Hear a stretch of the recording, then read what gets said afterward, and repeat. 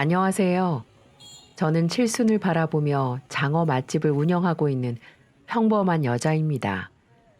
남편과 함께 식당을 운영한 지도 벌써 20년이 훌쩍 넘어가네요. 주변에서는 저희 부부를 보면 부창부수라며 부러운 말들을 많이 해줍니다. 왜냐고요? 제 가게로 오는 장어는 남편의 양식장에서 직접 키운 장어로 요리를 하고 있습니다. 그렇다 보니 사람들은 말년에도 부부간의 일을 도와가며 지내는 모습이 참 부럽다며 한마디씩 해주곤 했습니다. 긴 세월같이 지지고 볶으며 살다 보니 이제야 손발 좀 맞아서 잘 살고 있는 것 같아요. 처음부터 잘 맞는 부부가 하늘 아래 어디 있겠어요. 저희 부부도 신혼 초에는 참 많이도 싸웠답니다. 하지만 이제는 남편이 배만 잡아도 저 사람이 배가 아픈 건지 화장실이 가고 싶은 건지 눈치껏 알게 되더군요. 그래서인지 감사하게도 저희 장어집은 시골 한적한 곳에 있는데도 장사가 무척이나 잘 되고 있어요. 점심시간이 되면 번호표를 나눠주며 줄 서서 먹는 동네 맛집이 된 거죠. 지금은 아들도 남편이 일하던 장어 양식장에서 같이 일하고 있는데 바쁜 와중에 큰 힘이 되고 있습니다. 잘 살고 있는데 왜 사연을 보냈나 궁금하시지 않나요? 식당에 진상 손님 이야기라도 하려나 싶겠지만 전 하나뿐인 아들과 겪은 인생 풍파에 대해 이야기해 보려고 합니다. 내 손에 묻은 때 중에 자식 때는 못 벗긴다더니 이제는 아들 다 키운 줄 알고 한숨 돌리려는 찰나에 예상 못한 일이 벌어졌습니다.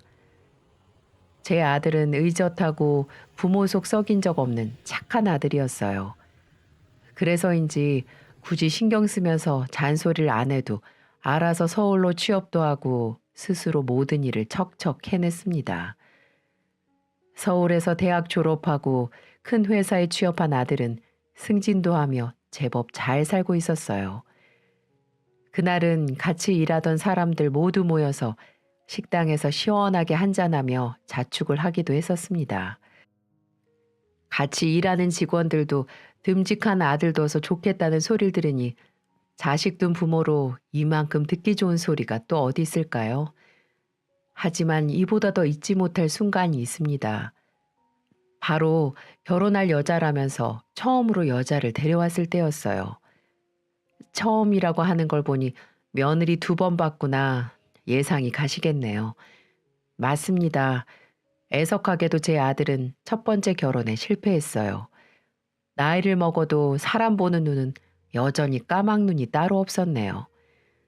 처음으로 여자친구라며 인사를 왔는데 어찌나 참하게 생겼던지 천상 여자 같은 모습이었습니다. 게다가 우리 아들이 어찌나 좋아하는지 칭찬을 입이 마르도록 하는 게 아니겠어요? 저희야 아들 좋다는데 반대할 이유가 있었겠습니까?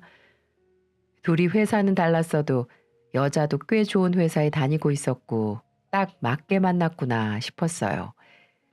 예비 사돈들도 제 아들이 마음에 쏙 들었는지 상견례 이후 결혼 준비는 순조롭기만 했습니다. 제 짝은 만나서 자리를 잡아가듯 두 사람은 서울에 신혼집도 마련하며 행복하게 잘 살 거라고 생각했어요. 세상 어느 부모가 자식 장가 보내면서 이혼할 수도 있다고 생각하면서 보내겠습니까? 저도 제 아들이 이혼할 줄은 꿈에도 몰랐네요. 한 1년은 명절에도 오가며 잘 지냈고 저희도 그런 줄로만 알았던 겁니다. 하지만 며느리의 또 다른 얼굴을 보던 날을 잊을 수가 없어요. 불행인지 다행인지 전 그날 병원에 건강검진이 예약되어 있어서 서울의 아들 집에 잠시 머무르고 있었죠. 그날은 아들도 엄마랑 같이 병원에 가겠다며 회사에 휴가를 내고 저와 같이 있었어요. 울어야 할지 웃어야 할지 타이밍도 기가 막히지 않나요?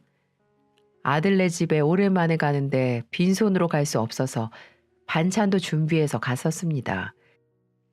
그만큼 오랜만에 봐서 즐거웠는데 불청객이 올 줄은 몰랐어요. 그러고 보니 불청객도 아니죠. 깔끔하게 이혼할 수 있게 도와줘서 고마운 은인을 만났던 겁니다. 다가올 상황을 모르고 가져온 반찬을 정리하고 거실에 앉아 있는데 베란다에 등산용품이 보이더군요. 아들은 산을 안 좋아해서 며느리가 산도 다니나 하고 물어봤죠. 큰애는 산에도 다니니? 회사 다니면서 부지런하기도 하네. 아, 주말에 회사 사람들이랑 등산 모임 다녀. 평일에는 바빠서 운동할 시간도 없으니까 그렇게라도 다니라고 했어. 그때 젊은 사람이 산을 가는 게 의아했는데 제 의문은 금방 풀렸어요. 누군가 초인종을 누르길래 인터폰을 보니까 아들은 모르는 얼굴이었습니다. 그래서 아들이 누구냐고 물으니 낯선 여자는 황당한 소리를 하는 게 아니겠어요? 이 집이 내 남편이랑 놀아난 상간년이 있다길래 왔어요. 이런 소리를 갑자기 들으면 어떤 기분일 것 같으세요? 앞뒤 상황을 모르니 저 미친 여자가 남의 집에서 왜 저러나 했습니다. 아들도 아무것도 몰랐던 상황이라 무슨 소리를 하는 건가 싶어 확인해 보겠다며 현관문을 열었어요. 문을 열자 인터폰으로 보던 여자가 비웃으며 서 있었습니다. 빚쟁이가 돈이라도 받으러 온 것처럼 당당하게 거실까지 들어온 여자는 거실에 앉더니 남편이냐며 묻더군요. 아들은 뭐 하는 분이냐고 물었는데 그 여자는 당당하게 말했습니다. 나 그쪽 와이프가 다니고 있는 같은 팀장 부인이에요. 아무것도 몰랐나 봐요. 하긴 나도 뒤를 밟다 보니 어떤 년이 그렇게 내 남편 차에 머리카락을 흘리나 이제 알았네. 뭔가 오해가 있으신 것 같은데 어머님도 계시니까 일단 제 아내가 오면 자세히 이야기하시죠. 어머님도 며느리가 뭐하고 돌아다니는지 아셔야죠. 제가 흥신소에서 사진을 이렇게 많이 받을 줄 몰랐는데 요즘 화질도 좋아요. 대충 봐도 이 집 며느리구나 하실 거예요. 그 낯선 여자는 가방에서 사진 뭉치를 꺼내 거실 탁자 위에 툭 던졌습니다. 흩어진 사진을 보니 누가 봐도 제 며느리로 보이는 여자와 중년의 남자가 차에서 부둥켜 안고 있는 모습이 보였어요. 제일 기가 막힌 사진이 뭐였는 줄 아세요? 바로 산에서 찍힌 사진이에요. 요즘 산악회 불륜 많다고 TV에서 떠들어도 제 집안에서 벌어질 거라고는 상상도 못했습니다. 저는 구역질이 나올 뻔했어요. 그렇게 참했던 내 며느리가 이런 짓을 하고 다닐 거라고 상상도 못했습니다. 이 상황에 얼굴에 열이 나고 쌍욕이라도 하고 싶었어요. 그 팀장 와이프란 여자는 망연자실한 표정으로 사진을 보고 있는 제 아들을 향해 말했어요.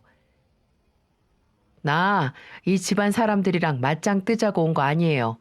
둘이 출퇴근도 같이 하고 주말엔 산으로도 다니면서 놀아나는데 이걸 왜 눈 감아주고 살아요? 그래도 이 집은 애라도 없지.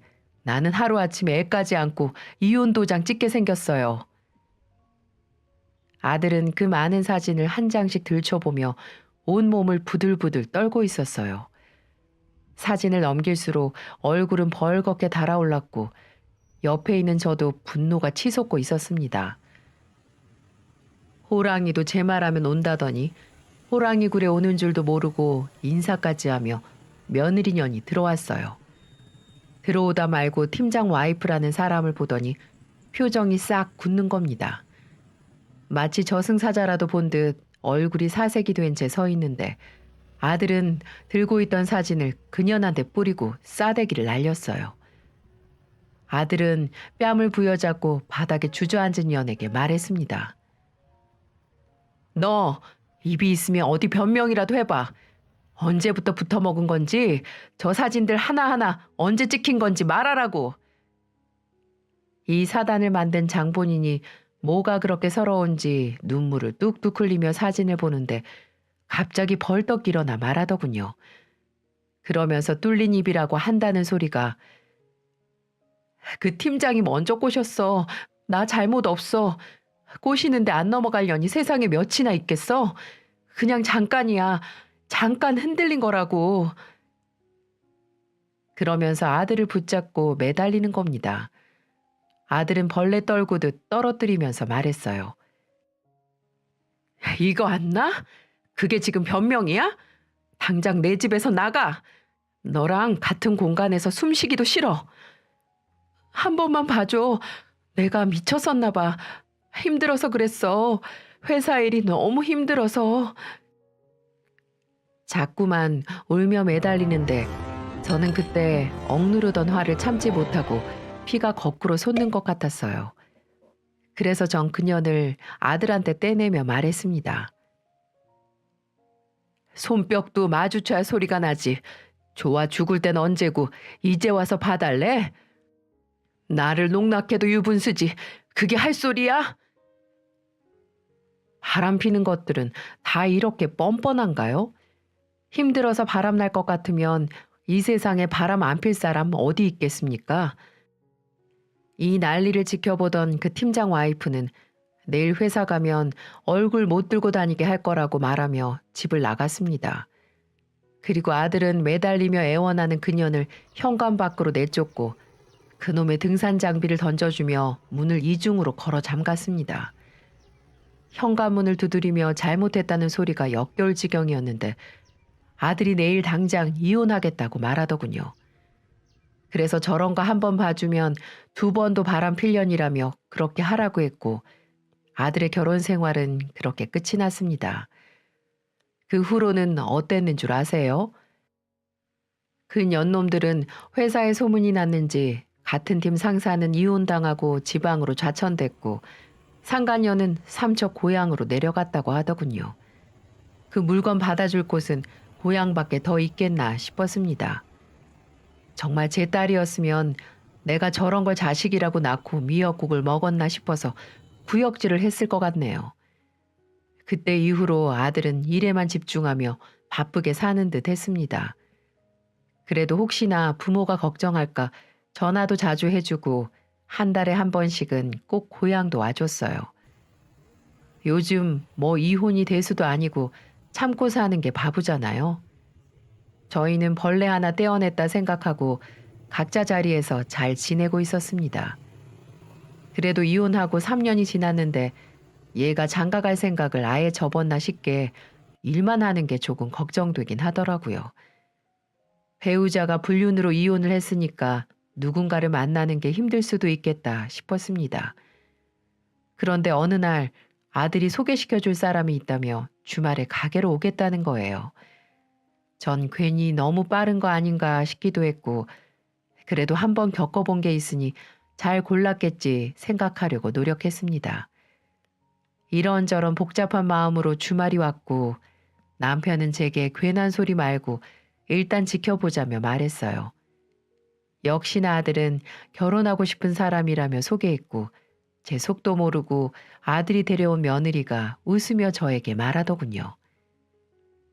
안녕하세요, 어머님. 저는 최수진이라고 합니다. 그래요, 반가워요. 우선 이쪽으로 앉아요. 생글생글 웃으며 말하는 모습이 참하고 좋아 보였어요. 하지만 내심 경계되는 마음은 어쩔 수가 없더라고요. 대놓고 반대를 할 수는 없는데 괜히 탐탁지 않았던 것 같아요. 아들의 말을 들어보니 인사 온 여자도 초혼은 아니었고 둘이 비슷한 상황에 있다 보니 이런저런 이야기를 하며 가까워졌다고 했습니다. 그래도 왠지 모를 불안감에 긴가민가 했어요. 저는 대화를 하면서도 시큰둥했고 하룻밤 자고 가겠다는 말에도 그리 기쁘지 않았습니다. 남편도 제 눈치를 봤는지 애써 저녁에 뭘 먹을까 오버스럽게 말하더군요. 마침 점심때라 손님들도 들어오고 저는 일이나 하자며 남편과 일어나려고 했습니다. 그런데 그때 며느리가 벌떡 일어나더니 앞치마를 찾는 게 아니겠어요? 어머님, 제가 할 만한 앞치마 있을까요? 들어오다 보니까 홀서빙 구하시는 것 같은데 제가 주말에 잠깐이라도 일손 도와드릴게요. 제가 대학교 때 식당 서빙 알바하면서 생활비 벌었거든요. 그렇게 말하더니 카운터에 있던 앞치마를 보고는 바로 입으며 주방 이모들에게 인사를 하는 겁니다. 저는 평일 내내 일했는데 나가서 아들이랑 데이트나 하라고 말렸지만 여기 오면서 드라이브 오래 했다며 괜찮다고 손님을 응대했습니다. 홀서빙 알바를 구하던 중이었는데 빨리 구해지질 않아서 애가 타고 있던 와중에 돕겠다고 나서주니까 고맙긴 하더군요. 그날따라 손님이 많아서 힘들었을 텐데 인상 한번 찡그리지 않고 생글생글 부침성 있게 일도 잘했습니다. 아들이랑도 어찌나 죽이 척척 맞던지 주방 이모들도 테이블에 메뉴 나가는 것도 실수도 없이 잘 나갔다며 칭찬할 정도였거든요. 저는 한창 바빴던 시간이 지나 한숨 돌리며 말했습니다. 많이 바빴죠? 오자마자 일을 시켜서 어떡하나. 아니에요, 어머님. 오빠랑 같이 하니까 하나도 안 힘들고 편했어요. 어머님이 힘드실 것 같아요. 주방에서 음식 만들기 바쁘셨죠? 나야 뭐 맨날 하는 일이라 괜찮아요. 내가 장어구이 해줄 테니까 앉아서 기다려요. 유독 바빴던 날이었는데 피곤한 내색 하나 없이 도와줘서 고마워. 저녁이라도 해줘야겠다 싶었어요. 그래서 오랜만에 실력 발휘하며 한상 제대로 차려 먹었고 아들은 뭐가 그렇게 좋은지 며느리 될 애 앞에 반찬을 끌어주며 자기 밥은 코로 먹는 것 같았습니다. 그 모습을 본 남편이 말했어요. 우리 아들은 눈이 옆으로 가 있어서 밥은 코로 먹겠어. 남편의 그 말에 모두가 웃었고 호탕하게 웃는 아들을 보니 지난 상처도 다 잊은 듯 했습니다. 사람은 사람으로 있는다고 하잖아요. 부모한테 말은 안 해도 속이 많이 아팠을 텐데 다시 예전처럼 웃고 떠드는 아들을 보니 내심 좋기도 했습니다. 저는 슬슬 일어나라고 말하며 며느리에게 말했어요. 이따 저녁에는 나가서 둘이 데이트해요. 주말인데 쉬지도 못하고 내 마음이 안 좋아서 그래요. 어머님이 말 편하게 해주시면 내일은 안 올게요. 그리고 오늘 날씨가 좋아서 저녁 장사도 엄청 잘 될 것 같은데 제가 오늘만 제대로 도울게요. 가만 생각해보니 저도 모르게 말을 편하게 하지 못했던 것 같아요. 이혼은 아들이 했지만 저도 며느리에게 정 줬다가 당한 게 있으니 마음이 좀처럼 잘 안 열렸던 거죠. 내심 미안한데 하도 고집을 부려서 그냥 편할 대로 하라고 했습니다. 그래서 그날 저녁에 아들은 남편 일을 도우러 양식장으로 가고 며느리는 저를 도우려고 따라 나왔습니다. 정말 저녁에도 손님은 많았어요. 며느리는 그 많은 손님을 번호표에 맞춰가며 자리도 안내하고 아기가 있는 테이블에는 아기 의자, 식기도 미리 다 챙겨 나갔습니다. 원래 있던 홀 이모도 같이 일하기 너무 편했다고 칭찬 일색이었어요.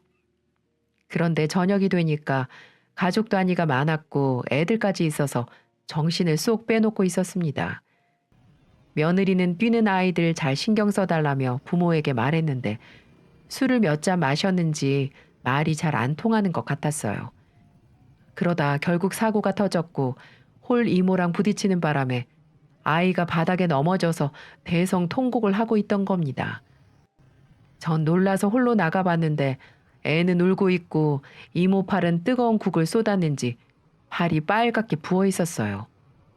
저는 이모에게 얼른 가서 물로 헹구라며 부엌으로 보냈고 아이를 달래고 있는데 아이 부모가 와서 대뜸 소리를 지르더군요. 아줌마, 우리 애 넘어진 거 안 보여요? 저 사람을 저렇게 보내버리면 어떡합니까? 손님, 진정하시고요. 제가 봤는데 아이가 뛰어가다가 이모님이랑 부딪힌 거예요. 따지고 보면 아이 잘못이고요. 저는 상황 파악을 못해서 어안이 벙벙해졌는데 상황을 지켜보던 며느리가 차분하게 대답하더군요. 그러자 아이 부모는 더 노발대발하며 말했습니다. 지금 우리 애가 잘못했다는 거야? 손님한테 이러는 식당이 어딨어? 에이, 밥맛 떨어져. 나 바깥 계산 못해. 내가 우리 애 치료비 안 묻는 걸 다행으로 알아. 그렇게 말하더니 애만 쏙 데리고 나가려는 게 아니겠어요? 저는 황당해서 애들 부모를 막아서는데 며느리가 그 집 부모를 보며 말했습니다. 식사는 다 하셨으니까 밥값은 당연히 내셔야 되고요. 애가 잘못돼서 저희 이모님 팔 화상 입게 생겼으니까 치료비도 주셔야 계산이 맞는 거죠. 여기 CCTV 다 있으니까 발뺌해도 소용없어요. 야, 네가 사장이야? 네가 뭐라고 나서? 술을 먹은 것 같은 아이 아빠가 목소리가 점점 커지자 싸움이 날 것 같아서 제가 나섰어요. 제가 사장입니다. 여기는 내 며느리고요. 그리고 CCTV 돌려서 우리 직원 병원비 제대로 청구할 테니까 밥값부터 내고 나가세요. 애가 보는데 창피당하기 싫으면 밥값부터 제대로 내고 나가세요. 제 말을 들은 부모는 주변에서 수군거리는 소리와 애가 있다는 걸 감지했는지 헛기침을 하며 계산을 했습니다. 그날 똑부러지게 챙길 건 챙기는 며느리의 모습을 보며 최소한 상도덕은 있는 사람이겠구나 생각했어요. 그래서 저도 모르게 며느리라고 말했던 겁니다. 이 사건 이후로 며느리와 한결 가까워졌어요. 어찌나 살갑게 구는지 말 안 해도 전화도 먼저 하고 주말엔 꼭 내려와서 저희 부부랑 한바탕 수다를 하고 가곤 할 정도였죠. 그렇게 부침성 좋게 다가와 주니 저희도 금세 친해질 수 있었어요. 그러다 어느 날은 갑자기 두 사람이 정장을 차려입고 와서는 재혼을 하겠다며 인사를 하는 겁니다. 아들은 진지하게 말했어요. 엄마, 저 이 사람이랑 앞으로 같이 잘 살아보려고요. 진지하게 생각했던 일이고 어머님 속 썩히는 일 없게 할게요. 두 사람은 서로를 의지하며 이혼의 아픔을 극복했던 것 같았습니다. 게다가 저희가 지켜본 며느리는 흠잡을 곳이 없었어요. 두 번째다 보니 조심스러웠는데 같이 일하던 이모들도 어쩜 저렇게 야무지냐며 칭찬 일색이었죠. 그렇게 두 사람은 살림부터 합쳤고 둘 다 재혼이다 보니 양가 어른들만 모셔놓고 조촐하게 결혼식을 대신했습니다. 하지만 아무리 조심한다고 우려하던 일을 막을 수는 없더군요. 똑부러져 보였던 며느리의 본색이 드러나기 시작한 건 그리 긴 시간이 걸리지 않았습니다. 아들이 이전에 신혼집을 팔고 회사 근처의 작은 집에서 살고 있었는데 처음에는 그 집에서 둘이 시작하기로 했어요. 마침 며느리 회사도 거기서 멀지 않아서 딱이다 싶었습니다. 그런데 갑자기 며느리는 더 큰 집을 요구하더라고요. 이유가 뭐였다고 짐작이 가시나요? 갑자기 자기가 임신을 할지도 모르니까 집을 넓혀달라는 거였습니다. 선무당이 사람 잡는다고 어이가 없어서 말했어요. 아니, 살림 합친 지 얼마나 됐다고 또 이사를 가? 우선 회사 가까우니까 살다가 좋은 매물 있으면 알아봐야지. 애 낳고 알아보려고 하면 늦어요, 어머님. 형편에 맞게 살아야지. 아직 애가 들어선 것도 아니고 급하게 이사 가는 거 아니야. 집 문제는 애 생기면 그때 다시 얘기하자. 저는 며느리의 요구에 당황했지만 딱 잘라 말했습니다. 임신을 한 것도 아니고 아이가 생길지도 모르니 집을 넓혀야 한다는 게 이해가 안 갔어요. 지금 생각해 보니까 이 시점부터였습니다. 며느리 태도가 위선적이고 계산적으로 변한 시기가 말이죠. 이날 이후 입만 열면 돈 타령이었습니다. 그래도 집이 좁아서 그런 건가 싶어 남편과 아들네 집을 보러 가기도 했어요. 당장 해줄 건 아니지만 그래도 뭔가 불편한 게 있으니까 말했나 싶었습니다. 그런데 막상 들어가 보니 둘이 살기에 딱 좋은 크기였어요. 그래서 괜한 투정을 부렸구나 생각하며 아들 부부랑 거실에 둘러앉았는데 며느리 표정이 영 안 좋았습니다. 걱정스러운 마음에 남편이 묻더군요. 아가, 너 무슨 일 있니? 아까 보니까 밥도 잘 못 먹던데. 사실 저희 친정엄마가 몸이 안 좋아서 지금도 병원에 계세요. 갑자기? 무슨 일인데 그래? 남편은 깜짝 놀라서 물었고 눈치를 보니 아들도 몰랐었던 것 같았어요. 며느리 이야기를 들어보니까 친정엄마가 유방암이 의심돼서 치료를 받아야 한다고 하는 겁니다. 저는 걱정스러운 마음에 걱정이 많겠다며 당분간 어머니 간병 잘 해드리라고 말했어요. 그랬더니 며느리는 기다렸다는 듯이 어머님 죄송한데요. 저 3천만 원만 빌려주세요. 이렇게 말하며 우는 겁니다. 돈 3천이 없어서 병원에서 쫓겨나게 생겼다는 거예요. 그래서 저는 우리도 돈 쌓아두고 사는 건 아니니까 통장을 확인해 봐야 되니까 조금만 기다려 달라고 했습니다. 왠지 모를 찝찝한 마음과 무거운 마음으로 다시 고향으로 내려온 저희 부부는 다음 날 은행에 가서 적금을 확인해 보자고 했어요. 그런데 다음 날 아들에게서 다급한 전화가 왔습니다. 너무 다급한 목소리로 말하길래 식당 밖으로 나와서 받았는데 아들이 한 말을 듣고 전 넋이 나가버렸어요. 아들이 말하기를 이랬어요. 엄마, 돈 안 보내도 될 것 같아. 내가 어제 엄마 아빠 우리 집 오기 전에 장모님이랑 통화를 했었는데 아픈 사람 같지 않았거든. 그래서 오늘 아내 몰래 가봤는데 집에 계시더라고. 왜? 병원에서 쫓겨나신 거야? 아니, 전혀 아프지도 않고 오히려 쌩쌩하셨어. 친구들이랑 모임 다녀오신다고 하셨어. 참 대단하지 않나요? 뻔히 들킬 거짓말을 눈 하나 깜짝 안 하고 할 수 있다는 것도 놀라운데 자기 엄마를 앞세워서 시댁돈 뜯어내려는 게 정말 괘씸해서 화가 나더라고요. 그래서 전 제가 며느리랑 통화해 보겠다며 끊었어요. 그랬더니 적반하장도 유분수지 한다는 말이 글쎄. 사실 친정에 대출금이 많아요. 근데 사실대로 말하면 제가 너무 없이 사는 것 같을까 봐 그렇게 말했던 거예요. 그래도 그렇지 사람 목숨으로 그러면 되니? 우린 정말 큰일이라도 생긴 줄 알았어. 가족들끼리 도울 수 있는 문제를 네가 거짓말로 둘러대니까 우리가 어떻게 널 믿고 돕겠어.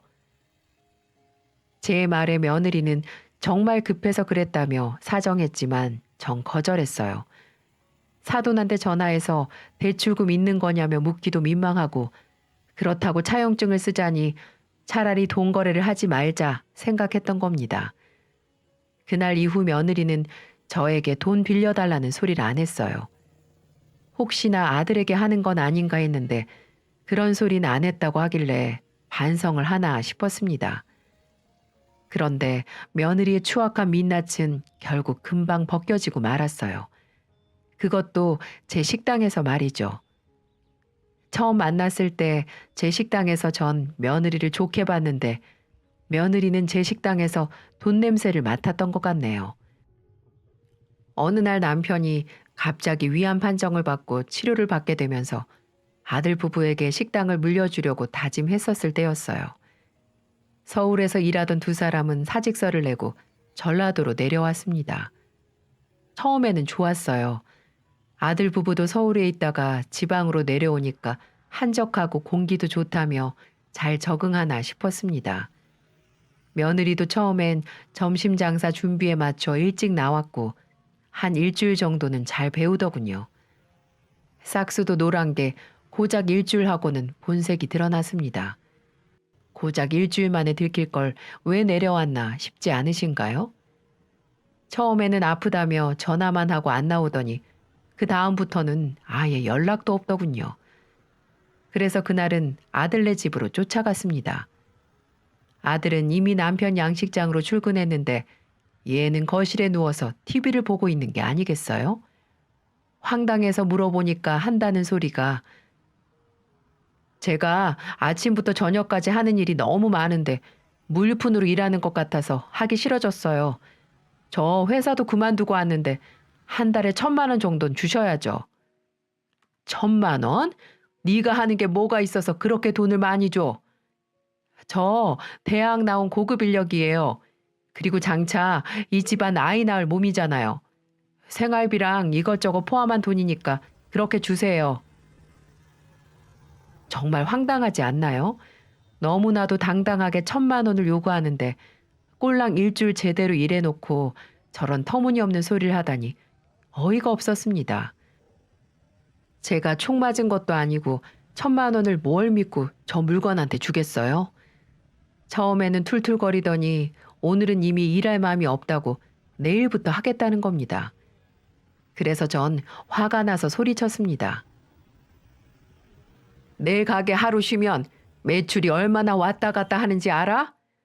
네가 말한 1,000만 원은 우습게 벌고 있어. 네가 계속 이렇게 나오면 나 저 가게 못 물려준다. 알아서 해라. 장사가 장난도 아니고 열고 싶으면 열고 닫고 싶으면 닫을 수 있나요? 저런 거한테 맡기느니 안 주고 그냥 영업 종료하는 게 낫다 싶어서 내질렀습니다. 아들도 아내랑 저랑 있던 일을 들었는지 내일부터는 잘 나갈 거라며 죄송하다고 했어요. 아들한테도 장사가 장난도 아니고 제대로 마음먹고 나오라고 세게 못 박으며 말했습니다. 괜히 아들한테까지 한 소리 했더니 제 마음만 불편하더군요. 결국 다음날 뾰루퉁한 얼굴로 나와서 재료 준비를 하고 점심 장사를 기다리고 있었습니다. 그때 TV에 전원주택 이야기가 나오는데 너무 예쁘더군요. 그래서 저도 모르게 장사 접고 나면 남편이랑 한적한 곳에 주택 짓고 살고 싶다고 말했는데 며느리가 눈을 반짝이는 게 아니겠습니까? 그리고 마치 크게 한 건 잡았다는 듯이 말했어요. 어머님, 정말 잘 생각하셨어요. 안 그래도 저도 저희 엄마 주택으로 모셔드리고 싶더라니까요. 아버님 건강도 생각하셔야 하니까 공기 좋은 곳으로 가셔야죠. 그래서 말인데 이 근처는 푼돈으로도 쉽게 구할 텐데 저 2억만 해주시면 안 돼요? 2억? 너 한동안 잠잠하다 했더니 너 왜 그렇게 돈 타령이야? 저희 친정엄마도 요새 층간소음 때문에 힘들어하기도 하고 나이도 많으신데 주택으로 모시면 좋잖아요. 여기 장사도 잘 된다면서요. 2억만 빌려주시면 제가 갚을게요. 이게 며느리와 시어머니의 대화라는 게 여러분 믿겨지시나요? 당당히 돈을 요구하는 꼴을 보니 돈 냄새 맡고 달려온 하이에나 같았다니까요. 전 듣자 하니 너무 황당해서 말했습니다. 넌 왜 자꾸 친정 문제를 우리랑 해결하려고 하니? 가족이라도 선이 있는 건데 그런 건 네가 개인적으로 해드릴 문제야. 어머님, 제가 여기서 손주도 낳고 살면 친정엄마한테 제대로 신경도 못 쓸 텐데 어머님이 그 정도는 도와주실 수도 있잖아요. 제가 뭐 안 갖겠다는 것도 아니고. 너 아주 막 나가는구나. 손주 누가 낳아달래? 그리고 낳아서 키우면 키우는 거지. 누가 요즘 대를 다진다고 생기지도 않은 애를 들먹여. 저는 손주 낳아주겠다며 아이를 볼모로 자꾸 말하는 꼴을 더 이상 참을 수가 없어서 말했어요. 세상에 어느 엄마가 자기 새끼를 볼모로 돈을 요구하나요? 저는 더 이상 며느리와 말하고 싶지 않아 네 도움 필요 없으니 식당에서 나가라고 했고 잘못했다는 며느리를 매몰차게 쫓아냈습니다. 더 이상 며느리 같지도 않더군요. 또 어디서 잘못된 건가 한탄스러웠는데 그날 저녁 아들과 같이 며느리가 찾아왔습니다. 며느리는 본 척도 안 하고 집으로 가지 뭐하러 왔냐고 말했어요. 그러자 아들이 며느리를 툭 쳤고 며느리는 그제야 짧은 한숨을 쉬더니 입을 열었습니다. 어머님, 제가 생각이 짧았어요. 너무 편하게 대해주셔서 제가 너무 생각 없이 말했던 것 같아요. 죄송해요. 내가 요즘 너한테 실망이 이만저만이 아니야. 내가 너랑 이런 마음으로 계속 같이 일할 수 있겠어? 정말 죄송해요. 다신 안 그럴게요. 어머님이 저를 딸처럼 편하게 해주셔서 제가 막 나갔나 봐요. 제가 앞으로 정말 친딸처럼 어머님한테 잘할게요. 죄송해요. 아들은 이 사람도 반성하고 있다고 말하는데 그 꼴을 보고 더 말하고 싶지 않아서 저는 다 풀리지도 않은 마음을 애써 다독였어요. 아들이 아빠에게 일 배우겠다며 누구보다 더 열심히 일하고 있는데 분란을 만들고 싶지 않았습니다. 그래서 제가 눈 한 번 딱 감고 한 번 더 참을 인을 그리고 있었어요. 자식 이기는 부모 없다고 저는 또 그렇게 아들한테 모르는 척 져줬어요. 하지만 다음날 식당으로 나온 며느리는 정말 사고를 제대로 쳐버렸고 그날 이후 식당 근처는 나오지도 못하게 됐습니다. 그날은 웬일로 제일 먼저 나와서 열심히 준비를 하는 겁니다. 드디어 정신 차렸구나 싶어서 그날은 장사에만 전념하며 오랜만에 최고 매출을 찍었던 날이었어요. 장사를 마치고 같이 일하던 직원들에게 피자도 시켜주고 맥주도 꺼내줬고 전 그날 매출 정산을 하고 있었네요. 카운터에서 정산을 하는데 현금이 안 맞는 겁니다. 아무리 해봐도 포스기에 찍힌 금액이랑 달랐고 은행에 가져가려고 금고에 넣어뒀던 현금도 없더군요. 정말 혹시나 하는 마음으로 CCTV를 돌려봤는데 역시나 범인은 며느리였습니다. 저는 속으로 너 이럴 줄 알았다 싶었죠. 어쩐지 일을 하다 말고도 계산은 자기가 하겠다며 길을 쓰고 갔었습니다. 게다가 손님이 나가면 계산이 왜 그렇게 오래 걸렸나 보니까 현금으로 계산하면 할인해준다며 돈을 본인 계좌로 받기도 하고 아예 카드 대신 현금을 받았던 거예요. 전 다른 직원들 체면이고 뭐고 테이블로 가서 며느리가 먹던 숟가락을 뺏었습니다. 그리고 며느리에게 말했어요. 너 지금 이게 넘어가? 돈 다 뒤로 빼돌리고 뭘 잘했다고 내 식당에서 밥을 먹어? 어머님, 그게 무슨 말씀이세요? 저 아니에요. 내가 다 봤어. 우리 가게 CCTV 네가 모르는 곳에도 많아. 그러면서 핸드폰으로 영상을 들이밀자 의자에서 내려와 무릎을 꿇더군요. 주방 이모도 놀랐는지 왜 그랬냐며 다그쳤고 다른 이모들도 기가 막힌 상황에 먹는 것도 멈추고 다 지켜봤어요. 그 상황에도 그녀는 터진 입이라고 거짓말을 늘어놓았습니다. 손님들이 계속 밥값이 비싸다고 하길래 제가 현금으로 하면 할인해드리겠다고 서비스 차원에서 했던 말이에요. 어차피 저 물려주신다면서요. 그래서 지금부터 고객 관리한 거예요. 어머님, 정말 오해세요. 고객 관리를 뒷돈 빼면서 해? 네 계좌로 이체받은 돈이랑 카운터에서 뺀 현금, 또 금고에서 빼간 돈 다 내놓고 너 내 식당에 다시는 얼씬도 하지 마라. 어머니, 잘못했어요. 저 이대로 가면 남편이랑 또 싸울 수도 있어요. 이거 안 놔? 자꾸 니네 부부 문제를 나한테 떠미는데 네가 알아서 해. 네가 잘하면 싸움이 왜 나고 집안에 분란이 왜 일어나? 네가 저지른 일 네가 해결해. 너 그나마 내가 가족이라고 생각하니까 신고도 안 하고 돈 내놓으라고 곱게 말하는 거야. 당장 다 내놔. 그렇게 말하고 저는 아들에게 전화를 했고 며느리를 데려가라고 했습니다. 저는 이날 치료를 받으려고 서울로 잠시 갔던 남편에게 전화로 말했어요. 여보, 우리 식당 문 닫는 한이 있어도 지금은 물려주지 말아요. 내가 아주 며느리가 아니라 여우 새끼를 품고 있었어. 당신은 우선 그렇게만 알고 있고 정리되면 말해줄게요.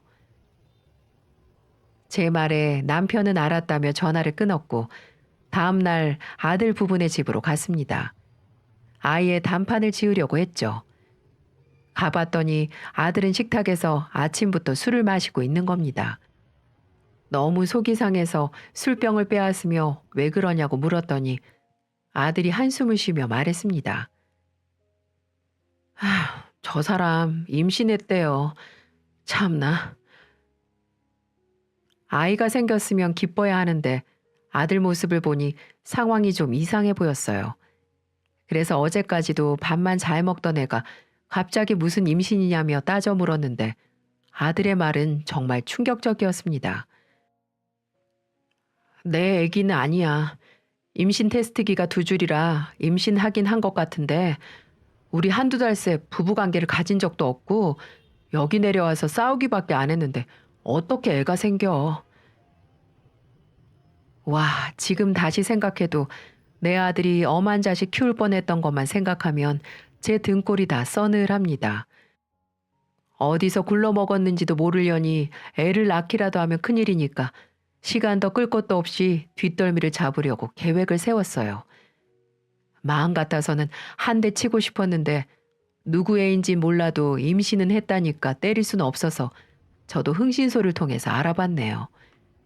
사람은 같은 실수를 반복하면서 그 안에서 요령을 배운다고 하는데 저도 한 번 당해봤다고 요령을 터득했나 봅니다. 저는 흥신소에 의뢰를 했고 돈은 얼마여도 좋으니 가장 고화질로 최대한 많은 사진을 찍어달라고 부탁했어요. 그리고 며칠 후 제가 받아본 사진은 기겁할 정도였습니다. 글쎄 저 불려씨가 전 남편 사이에 애가 있던 거예요. 여러분 상상이 가세요? 사진을 보니까 전 남편이 애를 데리고 전라도까지 와서 밥을 먹는 모습도 보였고 영락없이 새 식구 단란한 사진을 보니 찢어 죽이고 싶었습니다. 저는 아들을 찾아갔어요. 그리고 사진을 보여주며 말했습니다. 너 인연한테 애가 있었던 거 알고 있었어? 아들은 자긴 정말 몰랐다며 손사래를 쳤고 또 한 번 속았다는 생각에 사진을 구기더군요. 전 아들에게 이런 년 한시도 옆에 더 두지 말자고 잡아 끌며 말했어요. 사기친 놈이 잘못이지 작정하고 덤벼드는데 별 수 있어? 이제라도 알았으면 된 거야. 인연 지금 어딨어? 당장 전라도 땅에 발을 못 붙이게 만들어야지. 아들은 며느리에게 전화를 했고 인연은 친정엄마와 산부인과에 다녀와서 같이 밥을 먹고 있다는 거예요. 근데 전화를 끊을 때 옆에서 애기 소리가 들렸다길래 전 흥신소 직원에게 전화를 했습니다. 지금 며느리 사진 어디서 찍고 계세요? 거기 누구랑 있어요? 사모님, 지금 그때 제가 드렸던 사진 속 남자랑 애랑 같이 밥 먹고 있어요. 그 사모님 식당에서 조금 떨어져 있는데 차 타고 오시면 한 20분이면 도착할 수 있어요. 지금 막 음식 나와서 바로 출발하시면 현장 딱 보겠네요.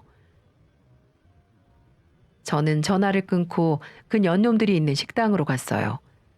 가는 동안 우리가 무슨 죄가 있어서 이런 일을 2번이나 겪나 싶었습니다. 저는 아들에게 자책하지 말라며 이 엄마만 믿으라고 말했습니다.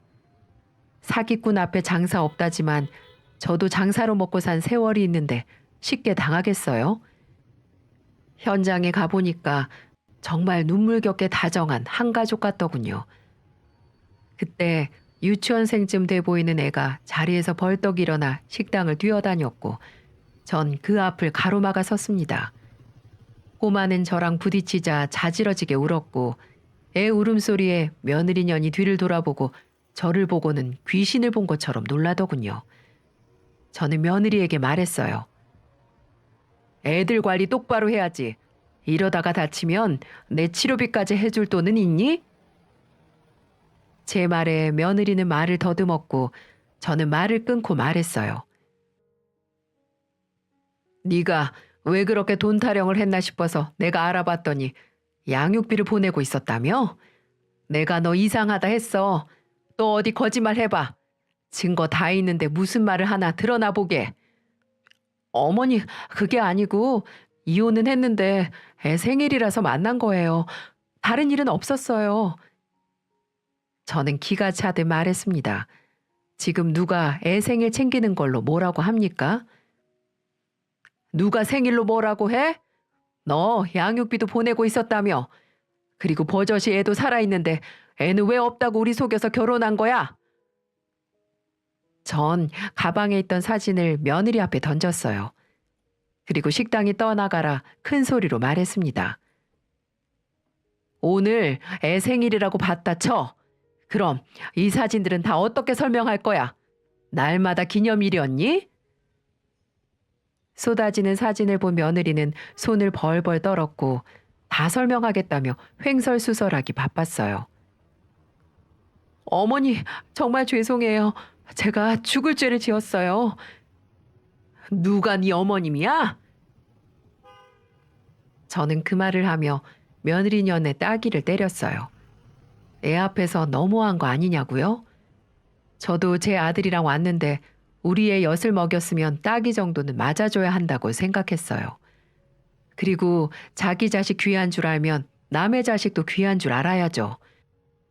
전 그날 우리 아들 앞길 막으려던 그년의 뺨을 때리며 고소장을 던졌습니다. 그리고 한마디 해줬어요. 너랑 나 이제 며느리 시어머니 아니고 원고랑 피고야.